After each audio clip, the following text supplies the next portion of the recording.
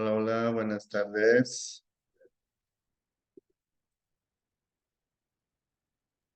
¿Qué tal? Buenas tardes. ¿Cómo está, doctor? Buenas tardes, participantes, a todos. ¿Se está escuchando bien?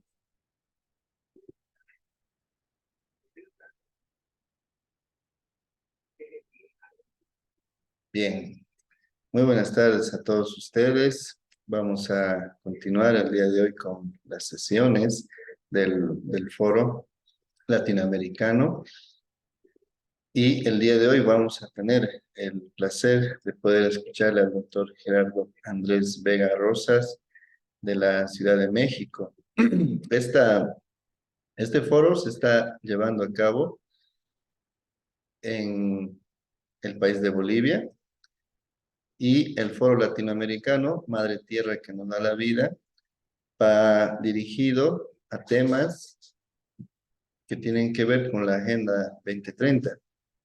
El día de ayer estuvimos con la doctora Esther, con el magíster César de Perú y la Dicen Esther de México. El día de hoy vamos a tener al doctor Gerardo y el día de mañana vamos a continuar, por si acaso, con las sesiones con el ingeniero César de México y el día jueves vamos a continuar con la doctora Ivonne, que el día de hoy por fuerza mayor no nos va a poder acompañar. Entonces su sesión va a ser reprogramada para el día jueves que vamos a tener a la licenciada Ivonne y finalmente vamos a eh, tener, ¿no?, mi oportunidad de mí para poder dar mi intervención. Bien, entonces vamos a ya presentar entonces ahora al doctor Gerardo Andrés Vega. Voy a compartir su, su reseña. Muy bien, ahí estamos. El día de hoy entonces él nos va a hablar acerca del tema salud y bienestar. El doctor Gerardo Andrés Vega Rosas es de la Ciudad de México, médico cirujano de profesión por la Facultad de Medicina de la Universidad Nacional Autónoma de México, la UNAM. Estudió la maestría en ciencias neurobiológicas por la misma universidad en el Instituto Nacional de Psiquiatría y es egresado del programa de neurociencias de la Universidad Iberoamericana. Médico adscrito al Hospital Ángel Mosel, miembro numerario de la Sociedad Mexicana de la Salud Mental, ha realizado investigación en neurociencias cognitivas, recibiendo mención honorífica por la Secretaría de la Salud Federal y la medalla Dr. Gustavo Vaz Prada por la UNAM, por su trabajo en conductas motivados y adicciones realizado en la División de Neurociencias del Instituto de Fisiología Celular. Autor de artículos científicos en revistas indexadas internacionales referentes a neurociencias clínicas. Entonces, esa es su reseña del doctor. Ahora sí, entonces vamos a darle tiempo, doctor, para que pueda exponer su temática. Perfecto, muchas gracias, estimado licenciado Pedro. Muy buenas tardes a todos. Para mí es un verdadero gusto que podamos compartir pues un ratito, aunque aparentemente breve, sobre estas partes tan importantes de la Agenda 2030 y dentro de ello destaca mucho la cuestión de la salud y el bienestar, ¿no? Que es particularmente pues el objetivo número 3. Recordando varias cosas, cuando nosotros pensamos en qué es lo que queremos como seres humanos, como ciudadanos que formamos parte de alguna nación, o en este caso Latinoamérica, muy importantemente, qué es lo que nosotros queremos como familia, ¿no? Que queremos para nosotros mismos, para nuestros padres, para nuestros hijos. Una de las cosas que son indispensables siempre en todas las ocasiones es justamente la salud, ¿no? Decimos de forma popular que primero la salud y después cualquier otra cosa, todo lo demás, ¿no?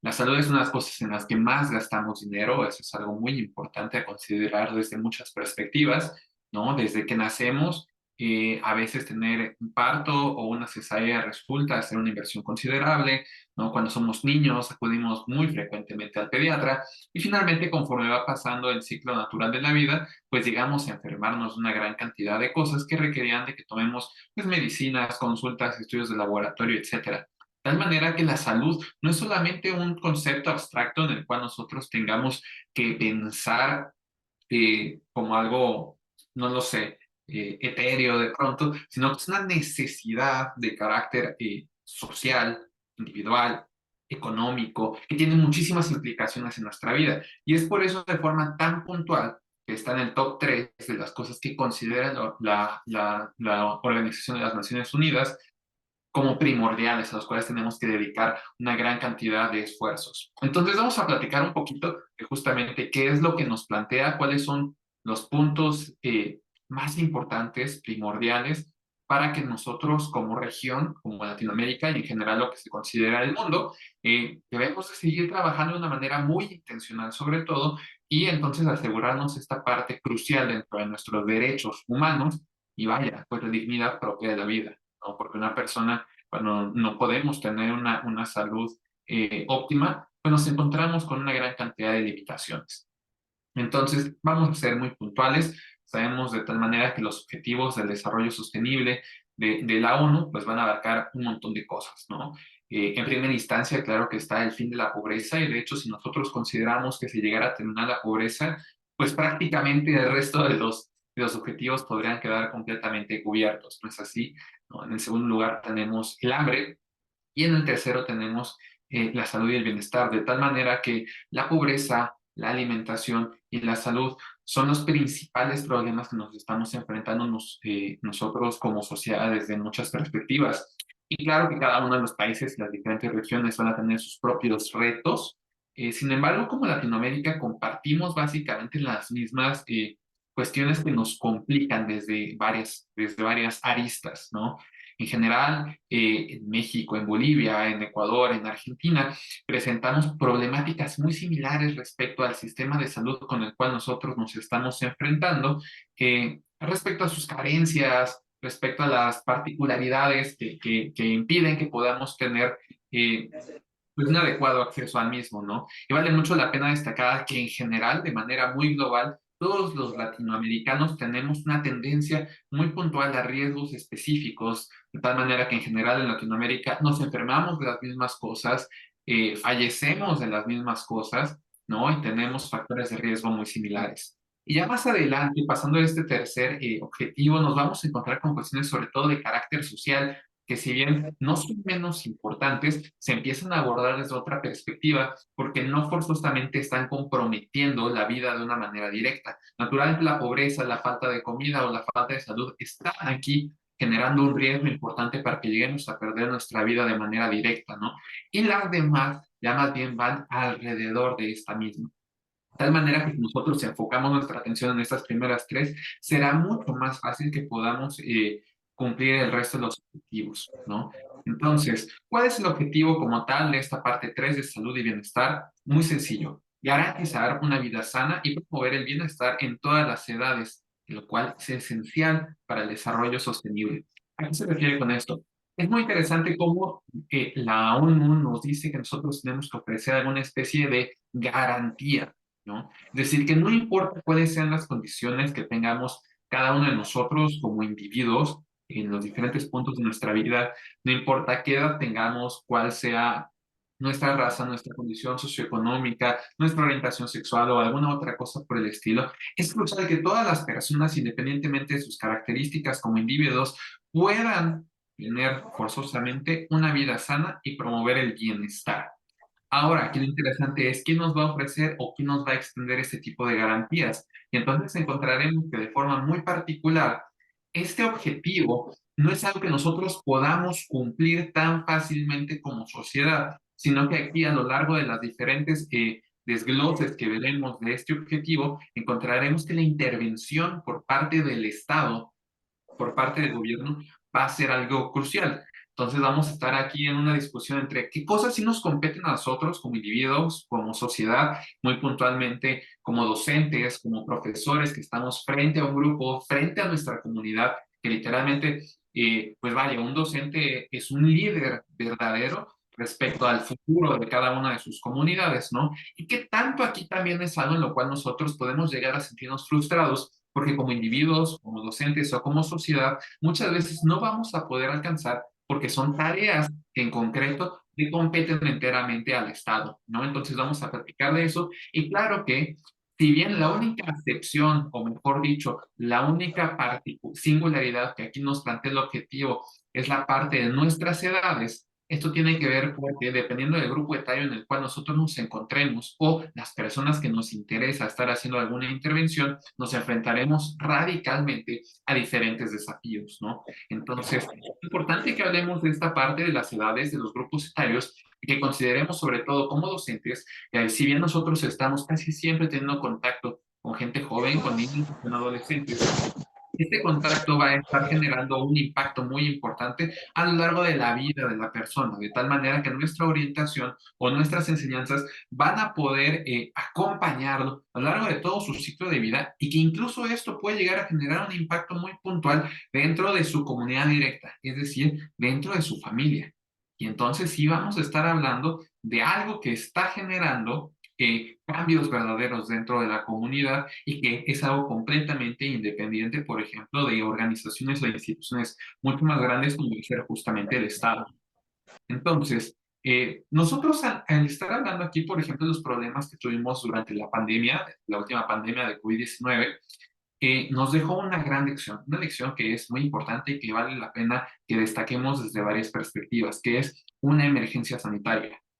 Recordemos que cuando comenzó la infección por el SARS-CoV-2, empezó con una única persona y que, dadas varias cuestiones propias de la virulencia, de la patogenicidad y de muchas otras cuestiones de la enfermedad, comenzó a crecer exponencialmente y de esta forma la gran mayoría de las enfermedades y de las condiciones, sobre todo aquellas que son transmisibles o infecto-contagiosas como este caso, van a suponer una mayor facilidad para que se genere una emergencia sanitaria. Sin embargo, aquí en Latinoamérica, una vez que logramos retener y disminuir importantemente la cantidad de casos nuevos de la COVID y en general, incluso cuando la OMS, la Organización Mundial de la Salud, ya determina el fin de la pandemia, seguimos nosotros enfrentándonos a una gran cantidad de otras pandemias, de otras problemáticas que están afectándonos como sociedad en grandes números. Tenemos el típico caso aquí en Latinoamérica, no solo en México y en Bolivia, sino en general en toda Latinoamérica, de la diabetes, la hipertensión, los riesgos de carácter cardiovascular, es decir, los infartos tanto al corazón como al cerebro, entre algunas otras cuestiones. Muy puntualmente aquí en México, por ejemplo, la obesidad. De tal manera que todo este desorden de síndromes metabólicos representa verdaderamente una emergencia sanitaria que está cobrando una gran cantidad de vidas también. Y hablaremos un poquito más respecto a la salud mental y veremos cómo, por ejemplo, de acuerdo con mismos datos de la OMS, ¿no? Cada 40 segundos ocurre un fallecimiento secundario a suicidio, ¿no? Que es una muerte que prácticamente es completamente prevenible, sin embargo, que genera una mayor cantidad de muertes que incluso la COVID hoy en día y en comparación con esta pandemia, cuando era su punto crítico, ¿no? Entonces, a pesar de que ahorita no nos encontramos todavía dentro de la pandemia por COVID, seguimos nosotros demostrando que existe una gran cantidad de emergencias sanitarias a las cuales nosotros tenemos que encarar, ¿no? Particularmente este tipo de emergencias sanitarias de carácter infectocontagioso, como de los virus, pues suponen un riesgo mundial y han demostrado que la preparación que nosotros tengamos ante este tipo de problemáticas, pues va a ser vital. Es aquí donde sí o sí, por ejemplo, puede entrar el papel de los docentes preparando, ¿no? A los futuros ciudadanos y a los ciudadanos actuales de cualquier nación. Entonces, en los últimos años se han producido algunos avances en cuanto a la mejora de la sanidad mundial. Obviamente todavía hay muchas cosas que faltan, pero vale la pena destacar sobre todo dos planes, dos propuestas que hizo la ONU en su momento y que afortunadamente hemos dado resultados positivos al respecto, ¿no? Por un lado tenemos la disminución de mortalidad de los niños menores de 5 años, ¿no? Y destaca mucho esto porque los índices de mortalidad y de esperanza de vida a lo largo del mundo, sobre todo aquí en América Latina y en otros países en vías de desarrollo, era algo que nos pegaba muchísimo en los índices. ¿Y a qué se debe esto? Sobre todo en la disminución de la mortalidad de menores de 5 años, hay que considerar que en esta etapa de la vida, en este grupo etario, es muy común el fallecimiento, sobre todo por cuestiones que son enteramente prevenibles, ¿no? La principal causa de muerte que no es prevenible, que son sobre todo enfermedades oncológicas, es decir, diferentes tipos de cáncer en los menores de 5 años, es prácticamente lo único a lo cual nosotros nos tenemos que enfrentar muy importantemente, que no podemos prevenir al 100%, ¿no? Tenemos el caso, por ejemplo, aquí en México, tuvo un gran alboroto, porque si bien era necesario cambiar, por ejemplo, los proveedores al sector salud, al sector público, de los medicamentos oncológicos para los niños, se tomaron medidas completamente desproporcionadas e inapropiadas que pues condicionaron la vida de muchos pacientes pediátricos que tenían condiciones de carácter oncológico. Entonces, eso nos tiene que hablar enteramente de la planeación, de la planificación que tiene el gobierno respecto a cómo se van a manejar este tipo de problemáticas. Pero bueno, de manera muy puntual, la mortalidad de niños menores de 5 años ha sido sobre todo por causas de deshidratación. Y esa deshidratación generalmente asociada, por ejemplo, a cuadros de diarrea. De tal manera que si nosotros le enseñamos a los padres, a la sociedad en general, cómo detectar oportunamente un cuadro de diarrea que está condicionando una deshidratación y cómo poder, por ejemplo, aquí reestructurar o restaurar el estado hidroelectrolítico, pues naturalmente vamos a disminuir muy importantemente la mortalidad y considerar que es una causa que nos pega muchísimo y que cobran, y que sobre todo cobra una gran cantidad de vidas de niños, es algo pues enteramente prevenible, ¿no? La deshidratación. Bueno, afortunadamente es de los puntos que la OMS y que la ONU pueden decir que hemos mejorado muy importantemente y ha disminuido de forma considerable, aumentando y mejorando, por ejemplo, los índices que tenemos a lo largo de América Latina respecto a esta parte de la calidad de vida y sobre todo de la esperanza de vida que tenemos.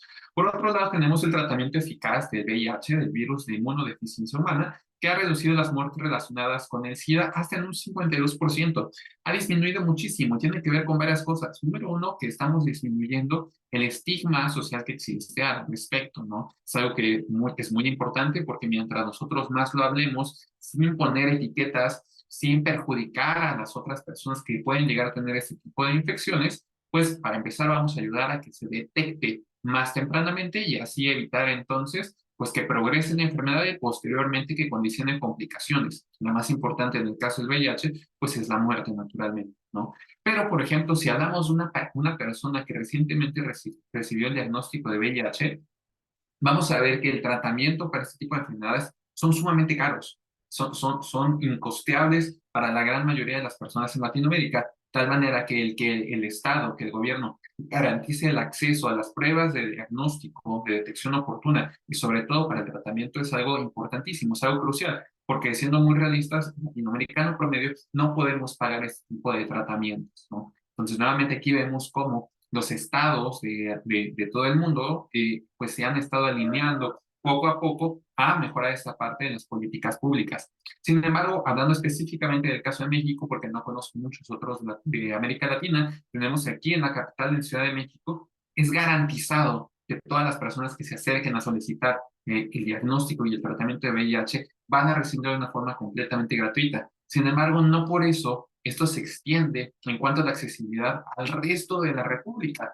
sobre todo en algunas otras provincias que pueden llegar a tener un poco menor cantidad de ingresos o que tienen zonas inaccesibles o de difícil acceso para que podamos llegar con los sistemas de salud. Por ejemplo, cadenas montañosas, ¿no? Aquí en México tenemos algunas sierras, en el caso de Bolivia o de algunas otras partes de Latinoamérica, de Sudamérica, pues existe la cordillera de los Andes, que seguramente complica en varias ocasiones que las poblaciones puedan recibir oportunamente pues los diferentes medicamentos o diferentes cuestiones del sector salud. Entonces es una cuestión bastante complicada y tenemos que considerar varias cosas de las singularidades de cada país y de cada comunidad, ¿no? Pero hay algunos puntos en los cuales no hemos avanzado prácticamente. Por un lado está la reducción de la mortalidad materna, ¿no? Esto está terrible porque sí, uno de los más importantes índices para saber que también estamos en cuanto a la calidad de nuestros servicios de salud, pues va a ser justamente la mortalidad materna, que en teoría ninguna mujer debería de fallecer dando a luz. Entonces, este número en particular es muy alarmante, ¿no? Y nos habla mucho de cómo nos encontramos en el sector salud. En el año 2020, aproximadamente 800 mujeres murieron cada día en consecuencia del embarazo, ¿no? Si multiplicamos 800 mujeres por 365 días en un año, tenemos un número que es verdaderamente escandaloso, escalofriante, triste e innecesario respecto a la cantidad de muertes maternas que han habido, y pues que de acuerdo con la ONU, hemos avanzado mucho en mejorar esta cifra de manera puntual, ¿no? Entonces, es crucial aquí que sigamos trabajando en esta área, porque nuevamente son cosas que en general son muy prevenibles, ¿no? Quién sabe cuántas más fallecimientos hay que no se están reportando en realidad, ¿no? Y aquí tenemos varios casos de que muchas mujeres, sobre todo por el desconocimiento, la falta de educación de carácter sexual, de planificación familiar, por la falta de apoyo, de oportunidades, de redes de apoyo, sobre todo de carácter familiar y social, por ejemplo, no reciben todas sus consultas médicas de control prenatal, ¿no?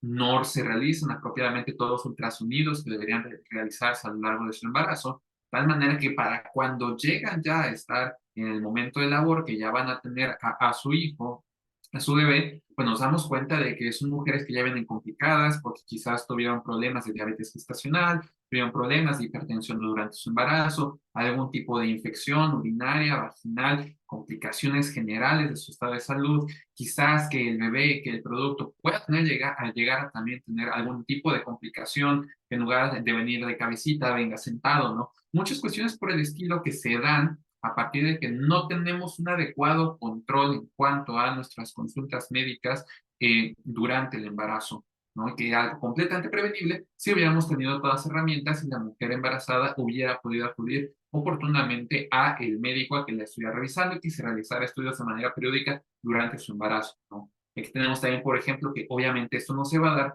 si el embarazo no fue deseado y planificado de manera oportuna, o en general puede ser más complicado, ¿no? Así que bueno, hay mucho que hablar al respecto, pero definitivamente es algo crítico en lo cual no hemos avanzado, la reducción de la mortalidad materna. Y por otro lado, también se considera que no hemos avanzado mucho, sobre todo nosotros como región Latinoamérica, en la ampliación de la cobertura sanitaria universal.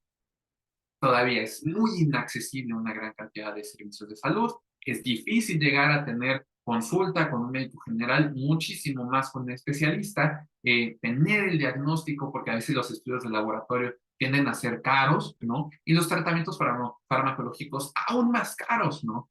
Y si consideramos que la mayor parte de las personas en Latinoamérica vivimos el día a día, ¿no? No tenemos los suficientes recursos económicos como para poder generar un fondo de ahorro, para poder invertir cantidades considerables de dinero en nuestra salud, en nuestra educación, etcétera, sino que justamente vamos al día con nuestra alimentación, con nuestras necesidades básicas, pues cuando llega a presentarse alguna enfermedad es algo que puede ser catastrófico verdaderamente en el sentido financiero para nosotros. Entonces, el que el Estado, el que el gobierno siga sin garantizar que todas las personas tengamos derecho a poder acudir con un médico general, primeramente, con un médico especialista de forma secundaria, acceso a todos los estudios de laboratorio, de gabinete, para poder realizar diagnósticos de precisión de cualquier problema que nosotros podamos llegar a tener y tener acceso también a los medicamentos para tener un tratamiento de las enfermedades que llegamos a padecer, pues claro que no vamos a poder lograr tener un buen avance en esta área y que eso va a comprometer importantemente nuestra calidad de vida. Por lo tanto, algo que es crítico, que es crucial y que la ONU ha dicho en muchas ocasiones es que es necesario aumentar la inversión en los sistemas de salud. Por ejemplo, aquí en el caso de México, lo que se invierte a la salud pública es apenas la mitad de lo que la OMS recomienda de acuerdo con el Producto Interno Bruto, ¿no? Entonces es algo pues, verdaderamente terrible, porque al menos aquí en México que tenemos una población tan grande, ¿no? Tan grande en cantidad, en número, que muchos de ellos, una gran cantidad, padecen de obesidad, diabetes, hipertensión, problemas metabólicos en la sangre como elevación de las grasas, de colesterol, de triglicéridos, etcétera, y que no existe el recurso económico invertido por parte del Estado para la prevención, para la detección oportuna, pues naturalmente va a fomentar que las personas se enfermen más y que después tengan más complicaciones. Y conforme esto vaya incrementando, pues se van a necesitar más medicinas, más hospitalizaciones, más cirugías, y eso obviamente hace que sea todavía más insostenible la parte económica de cuidar la salud de la población. Entonces, es crucial, es crítico que el Estado, los diferentes gobiernos de nuestros países en vías de desarrollo, incrementen la inversión que están haciendo sobre los sistemas de salud, porque si no va a ser imposible que podamos mejorar o cambiar las circunstancias como las tenemos hoy en día. Pero todo esto, ¿qué es la salud? ¿De qué se trata esta característica tan curiosa? A veces cuando pensamos en salud, pensamos en un hospital, en un doctor, pensamos en medicinas, en varias cosas aquí relacionadas sobre todo con el proceso de enfermedad propiamente, ¿no? Pero es muy importante destacar cómo la Organización Mundial de la Salud, la OMS, nos dice que la salud es un estado completo de bienestar físico, mental y social. ¿A qué voy con esto? Regularmente cuando pensamos en la salud, pensamos en cosas que tienen que ver con nuestra parte orgánica, biológica, con cómo está funcionando nuestro cuerpo, pero casi siempre ignoramos u olvidamos por completo la parte de la salud mental y la parte de la salud social. La salud mental, ¿no? Que platicaremos un poquito más en unos momentos, es algo crítico, es algo en lo cual generalmente nosotros podemos tomar muchas decisiones si tenemos la información necesaria y la ausencia de prejuicios o de estigmas al respecto. Sin embargo, tenemos aquí otro punto más difícil, más complejo, que es la salud social, ¿no? Y es que nosotros, por el simple hecho de vivir en Latinoamérica, vivimos generalmente en condiciones en las cuales hay pobreza, que hay dificultades para poder salir adelante, familias que son disfuncionales, no sé en otras partes, pero al menos aquí en México es típico que los dos padres tengan la necesidad de trabajar y que muchos hijos sean criados sean tutoreados por abuelos, por tíos o por algunas otras personas que ni siquiera sean sus propios padres, ¿no? Eh, Tenemos una gran cantidad de violencia, ¿no? A montones gigantescos, descomunales en Latinoamérica. Y naturalmente eso implica que no podamos tener una salud apropiada, ¿no? Independientemente que tengamos buenos niveles de glucosa, de colesterol, de presión arterial, etcétera, ¿no? Entonces, de que nosotros presentemos este tipo de problemáticas sociales, ¿no? Como puede ser la violencia, la discriminación, eso puede condicionar que generemos problemas de salud mental, estrés, ansiedad, depresión. Y a su vez estos pueden condicionar otros problemas de salud física, porque están directamente asociados, por ejemplo, con hipertensión arterial, diabetes, cáncer, distintos tipos de discapacidades, infartos al corazón, al cerebro, etcétera, ¿no? Entonces, todo es una cadenita que va uno de la mano. Y obviamente una persona que tiene, por ejemplo, un infarto cerebral y que se quedó con una hemiplegia, una hemiparesia y ya no funciona apropiadamente la mitad de su cuerpo, pues va a tener problemas, por ejemplo, para poder laborar, para poder trabajar, va a tener problemas económicos y entonces aquí ya se repite la cadena, el círculo vicioso, va a tener problemas sociales, de salud mental, de salud física y nuevamente es una cosa que va todo de la mano. Entonces, la salud incluye estos tres ambientes forzosamente, estos tres ámbitos, estas tres esferas, la física, la mental y la social, y las tres tenemos que estarlas promoviendo por igual. Tal manera que la salud es un estado de bienestar completo y no es la ausencia de enfermedad. A veces consideramos que una persona porque no toma medicinas, ¿no? Porque no tiene un diagnóstico establecido por parte de un médico, está sana, ¿no? Pero como estamos diciendo, tiene que ver con muchas otras cosas. De tal manera que al menos en este punto, en este momento actual, pues es hasta difícil atrevernos a decir que una persona en Latinoamérica puede estar verdaderamente sana, ¿no? Es algo complicado, complejo. Entonces, ¿cuáles son las metas que tenemos para el 2030? Embarazosamente, lastimosamente, pues sigue estando en primera instancia reducir la tasa mundial de mortalidad materna porque no hemos mejorado en esta área, ¿no? Y algo en lo que sí podemos trabajar todos como sociedad, sobre todo pues, los docentes, es ayudar en esta parte de reducir la tasa mundial de mortalidad materna, ¿no? Que tiene que ver con que estemos promoviendo constantemente la vigilancia médica antes del embarazo, durante el embarazo y en el posparto inmediato, ¿no? Por ejemplo, algo de lo que regularmente no hablamos es que para que una mujer vaya a tener mayor probabilidad de que todo salga bien durante su embarazo, es que debería de planificarlo, obviamente, desearlo, naturalmente, y estar ya viéndose suplementada por multivitamínicos, apropiadamente con estudios sobre su salud general, también el hombre, claro está, antes de empezar el proceso de querer quedar embarazado, ¿no? Embarazados, pues, al menos unos 6 meses antes, y de esta manera poder disminuir importantemente el riesgo de que tenga algún tipo de complicación durante su embarazo. Sin embargo, ¿qué es lo que pasa? Generalmente, que la mayoría de los embarazos, una gran proporción de los embarazos en Latinoamérica, ni siquiera fueron planificados de ninguna manera. Y eso hace naturalmente que cuando ya se llega a la noticia o al diagnóstico del embarazo, ya hayan pasado semanas o a veces incluso meses de que comenzó el proceso del desarrollo del producto del bebé y no se tuvieron las condiciones ideales, apropiadas para que esto se diera lugar. Y pues naturalmente esto puede condicionar complicaciones que lleven incluso a perder la vida del binomio, no solamente del bebé, sino importantemente de la madre, ¿no? Por otro lado, reducir las muertes evitables en recién nacidos y niños va muy de la mano en esta parte de recién nacidos. Y en cuanto a los niños, nuevamente, pues tenemos aquí el caso de la deshidratación, las diarreas. En general, un niño pequeño, menor a 5 años, sobre todo, que es lo que determina la OMS y la ONU, pues está muy propenso a tener varias infecciones, sobre todo. Entonces aquí el que nosotros estemos promoviendo la vacunación va a ser algo crucial. Un niño que reciba apropiadamente todas sus vacunas va a tener una cantidad de probabilidades radicalmente menores a tener alguna de estas infecciones que pueden condicionar importantemente su vida. Pero todavía tenemos varias ideas, estigmas o cosas muy extrañas que piensa la gente respecto a las vacunas, ¿no? Por un lado, no sé, que pueden generarte autismo o no lo sé. Mucha gente tiene ideas bastante raras al respecto. O tenemos el otro lado en el cual las personas no tenemos el acceso a las vacunas. Particularmente aquí en México estamos cruzando por el sexenio en el que menos vacunas se han comprado desde hace muchísimo tiempo a pesar de que está disponible, ¿no?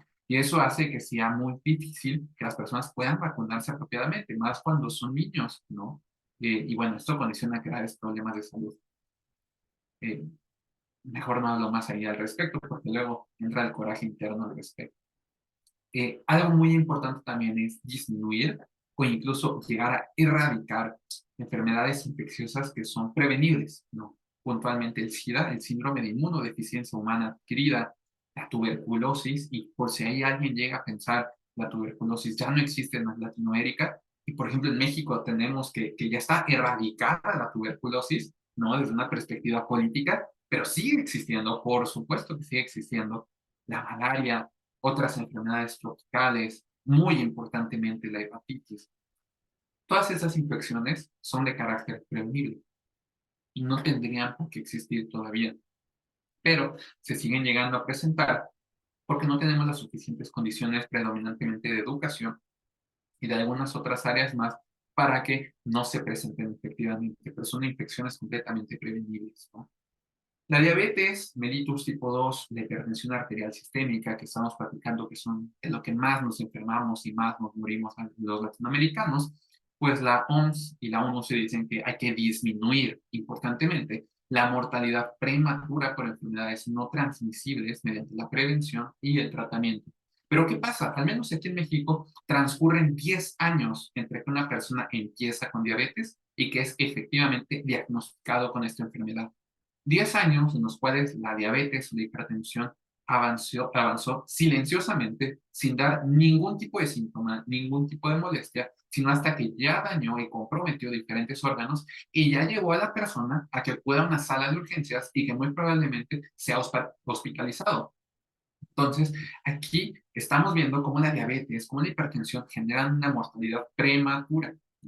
Entonces, bueno, esa es la realidad del caso de América Latina y de México, sobre todo las enfermedades no transmisibles, que son crónicas y que son degenerativas, ¿no? Por un lado está que tenemos que prevenirlas, ¿no? Disminuir importantemente las tasas de obesidad, facilitar el que haya en el mercado a precios accesibles y precios justos, pues alimentos de alta calidad, ¿no? Enseñarnos cómo nutrirnos de manera apropiada, ¿no? Realizar actividad física, al menos lo mínimo necesario que tenemos como seres humanos, eh, y varias otras cosas que son críticas dentro de la parte de la prevención, hablar de este tipo de problemas, que todos los conozcamos y bueno, que haya disponibilidad del tratamiento, porque nuevamente, si se realiza el diagnóstico por ejemplo, de diabetes y no hay forma de comprar insulina porque la insulina es un tratamiento caro, siendo realistas es caro, y no existe algún tipo de programa o de institución de seguridad social que lo oferte que de forma gratuita para las personas que no pueden acceder a ello o que el gobierno de alguna forma subsidie y dé más barato este tipo de medicamentos, pues tenemos aquí problemas para que las personas tengan un adecuado apego al tratamiento y efectivamente puedan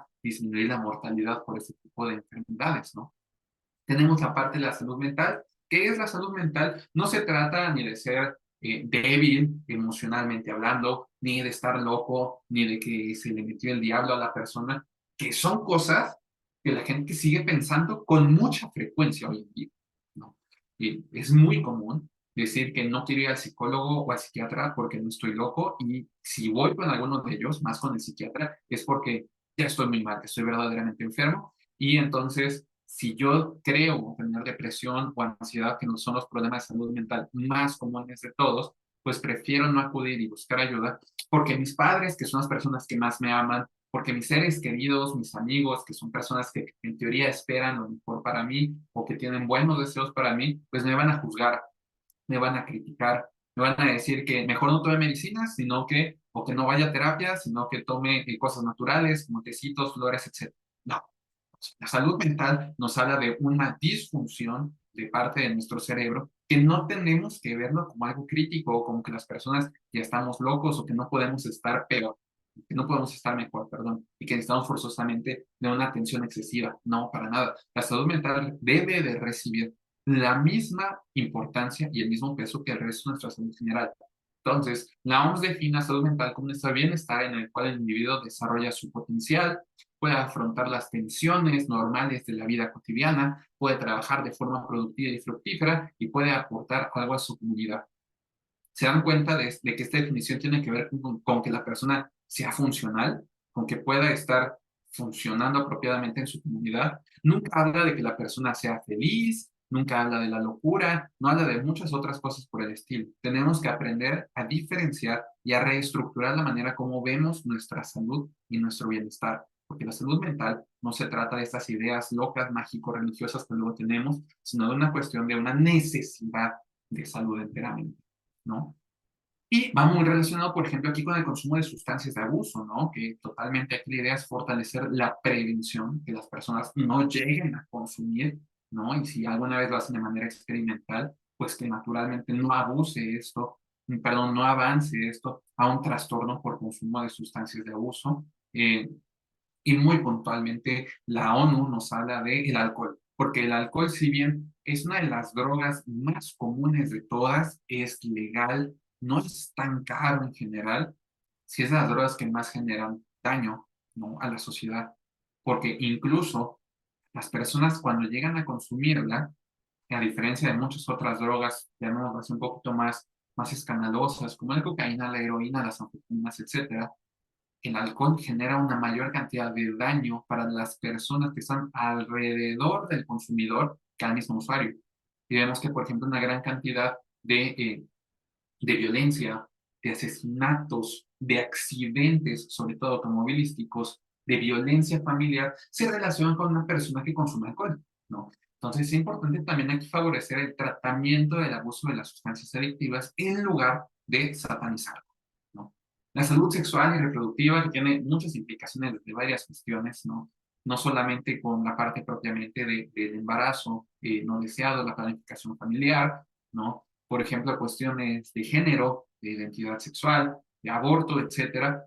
Cada uno de nosotros podemos tener nuestras propias ideas, nuestras propias opiniones al respecto, ¿no? Lo importante siempre, pues, es respetar la opinión de la persona que está frente a nosotros, pero lo que sí nos compete como sociedad y predominantemente como docentes es garantizar el acceso universal a los servicios de salud sexual y reproductiva, que es básicamente ayudar a enseñar, a ilustrar sobre la planificación de la familia, la información, la educación de enfermedades de transmisión sexual y la integración en las estrategias y programas nacionales al respecto. Entonces, si se dan cuenta, hablar de salud sexual y reproductiva no tiene nada que ver con cuestiones de género forzosamente o de algunas otras cosas que como sociedad todavía es complicado que critiquemos. tiene que ver enteramente con esta parte de planificación familiar, número uno, y número dos, prevenir enfermedades de transmisión sexual. Y esto incluso puede relacionarse de forma muy directa con la parte de la violencia,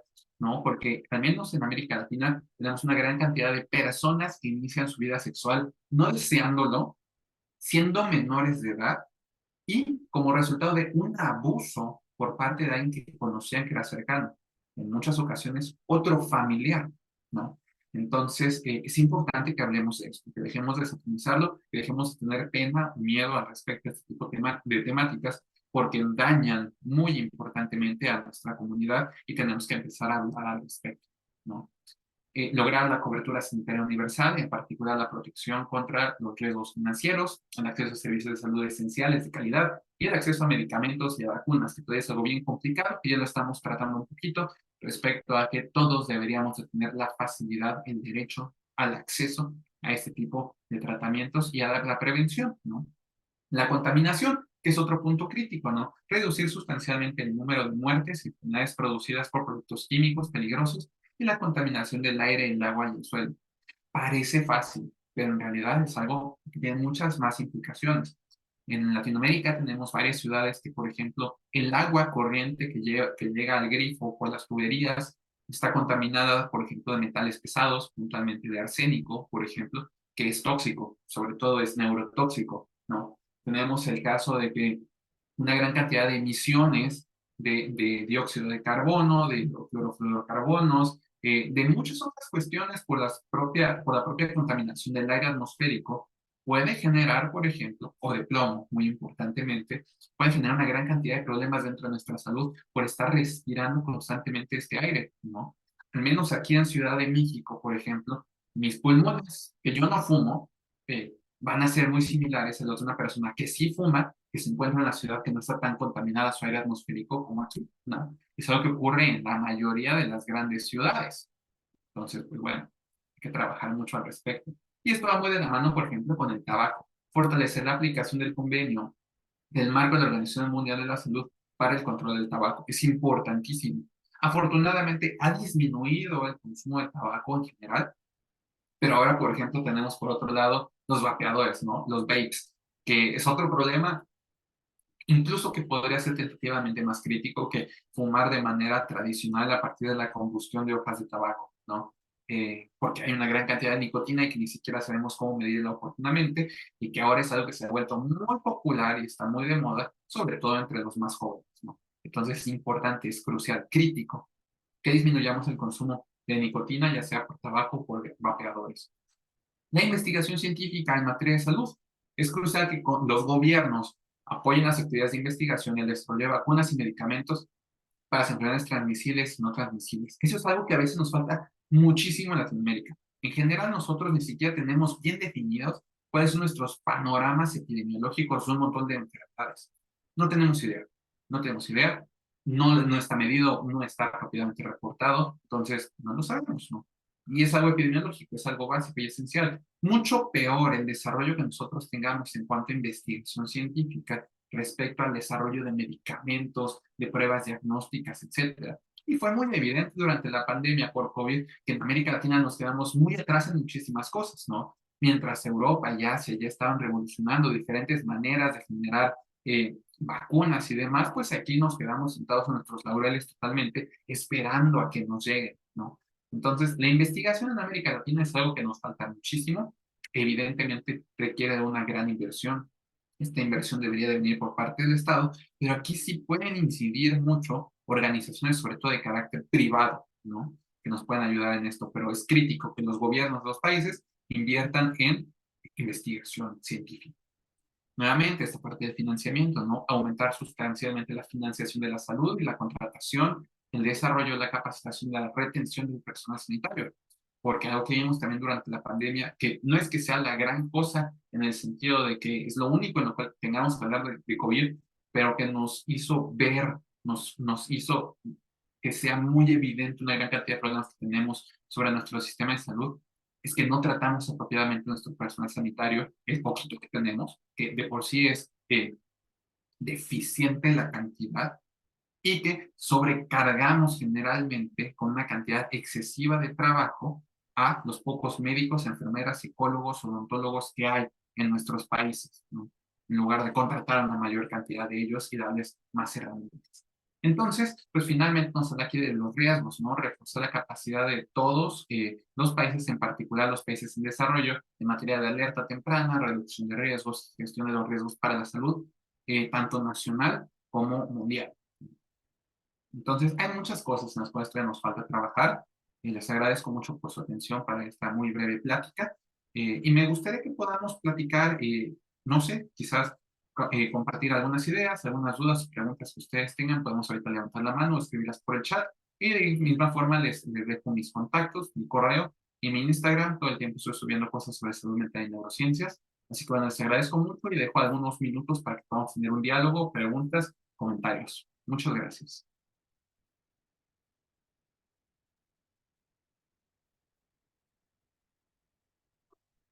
Bien, gracias, gracias, doctor Andrés, por su introducción. Vamos a dar tiempo a los participantes para que puedan hacer alguna consulta, algún comentario, por favor.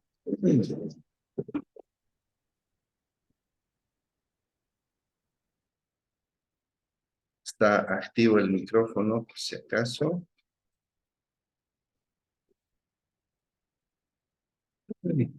Bien, aprovechando, doctor, yo sí tengo una consulta. Usted es de la Ciudad de México, usted es doctor de profesión y bueno, quisiera ver con usted cómo está la educación allá con respecto a lo que se refiere esto de la salud. ¿Será que los estudiantes están teniendo una buena capacitación? ¿Será que los estudiantes están teniendo esa oportunidad de conocer bastante de estos temas tan importantes de lo que es el cuidado, ¿no? De nuestra salud, el cuidado de nuestro cuerpo, etcétera? ¿Cómo está allá en la Ciudad de México el tema educativo, doctor? No, definitivamente en cuanto a la parte educativa tenemos deficiencias garrafales, ¿no? Y la realidad a la que nosotros nos enfrentamos es que el sistema de educación no está diseñado apropiadamente para que haya este tipo de enseñanza o de aprendizaje respecto sobre todo a la prevención de nuestra salud. Si no, por ejemplo, se lleva una materia propiamente de salud hasta llegar al bachillerato, ¿no? Hasta llegar a la preparatoria, pero en los ciclos básicos, sobre todo primaria y secundaria, prácticamente no existen aproximaciones estratégicas y dirigidas a que se aprenda sobre prevención en materia de salud física, muchísimo menos de salud mental o de salud sexual, ¿no? Entonces, hoy en día se empiezan a replantear los paradigmas en cuanto a educación aquí en México con la nueva escuela mexicana. Sin embargo, todavía son modelos piloto que tienen un enfoque sobre todo de carácter social y no hemos visto todavía los resultados porque es algo muy nuevo. Apenas este año se empezó a implementar este tipo de estrategias nuevas. Así que bueno, veamos cómo responden a largo plazo. Pero la realidad es que aquí en México, pues nos estamos muriendo sobre todo pues de enfermedades que son completamente prevenibles como diabetes, hipertensión, obesidad y los esfuerzos públicos en materia de educación para que podamos tener este tipo de perspectivas o de programas de prevención, pues son prácticamente nulos en realidad. Sí existen, pero son deficientes y como bien lo han dejado notar en cuanto a los avances epidemiológicos, pues no han dado ningún tipo de resultado positivo, sino que estamos cada vez enfrentándonos a un panorama que pues es muy amenazante respecto a la salud pública del futuro. Muy bien, gracias, doctor. Bien, acá en el chat del Zoom dice Mónica, una consulta. Se menciona que importante es tomar en cuenta la salud mental.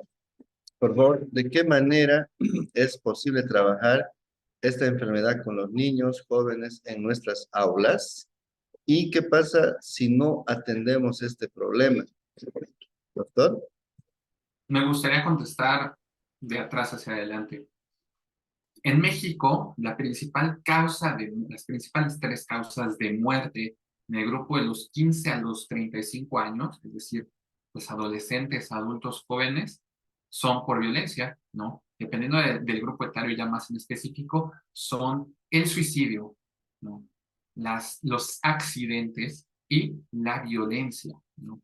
Estos tres en general son completamente prevenibles desde una perspectiva de salud mental, ¿no? Platicábamos cómo ocurre un suicidio en el mundo cada 40 segundos y las personas que más se suicidan son justamente adolescentes y jóvenes, generalmente personas que acuden a una escuela, ¿no? Ya sea a nivel secundaria, bachillerato o incluso licenciatura a nivel universidad. Entonces, ¿qué es lo que nosotros podemos hacer como docentes, que somos las personas que estamos más en contacto con este grupo etario que está en un factor de riesgo tan grande? Número uno, enseñarles educación emocional, que aprendamos a identificar nuestras emociones y por tanto que aprendamos a gestionarlas, ¿no? Y de manera secundaria, que cuando empecemos a tener dudas de que podamos presentar, por ejemplo, algún cuadro de depresión, de ansiedad o alguna otra cuestión, podamos saber con quién acudir para una evaluación o una atención ahí al respecto. Particularmente si trabajamos, por ejemplo, con niños un poco más pequeños, como por ejemplo de primaria, pues va a ser importante que como docentes estemos mínimamente capacitados respecto a trastornos del neurodesarrollo, es decir, TDA, trastorno por déficit de atención e hiperactividad, trastornos del espectro autista y las manifestaciones de la depresión en niños, que es muy diferente a cómo se manifiesta en un adulto, ¿no? ¿Por qué? Porque este niño, cuando llega a los 12 años, ya tiene un factor de riesgo muy importante para poder fallecer por suicidio, ¿no? Para que consuma sustancias de abuso, para que consuma drogas llegando a la adolescencia, ¿no? Para que se enrole en sociedades en las cuales puede haber una gran cantidad de violencia. Entonces, es bien complejo y tenemos que trabajar más que como profesores aislados, como escuela, generando planes, ¿no? O protocolos, como nosotros vamos a poder abordar este tipo de problemáticas de manera integral, ¿no? Conocer, por ejemplo, factores de violencia o factores de riesgo dentro de la casa, que es algo también crítico y muy importante. Entonces, vaya,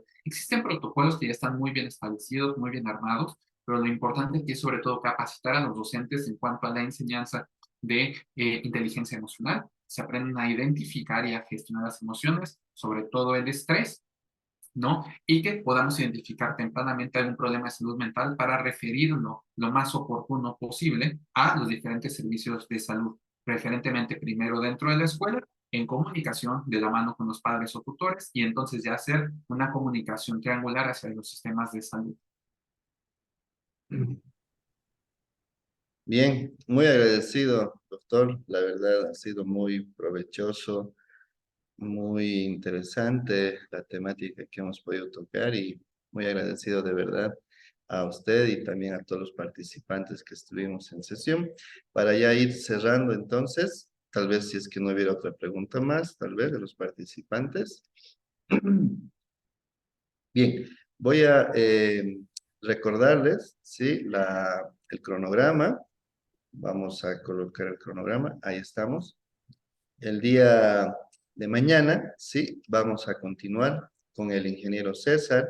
Él va a hablar acerca de agua limpia y saneamiento. Y el día jueves, sí, vamos a estar ya con la doctora Ivonne. El día de hoy, por fuerza mayor, no va a poder acompañarnos, pero hemos reprogramado para el día jueves, sí, con la doctora Ivonne. Y después de esa sesión, vamos a terminar con mi persona acerca del tema de lineamientos en la biodiversidad y ecosistemas, ¿sí? Ese es el cronograma, entonces, que aún falta. La sesión se está grabando precisamente porque hay varias personas que no pueden ingresar, por ejemplo, del país de Cuba, o también acá en Bolivia, en las zonas rurales, generalmente acceden a la grabación. Nuevamente agradecerle, doctor Vega, por este tiempo que nos ha podido brindar y su sapiencia, su conocimiento a todos nosotros, y que todos puedan tener una buena noche y nos vemos el día de mañana con el Foro Latinoamericano. Hasta luego a todos ustedes, que tengan buena noche. Hasta luego, buenas noches.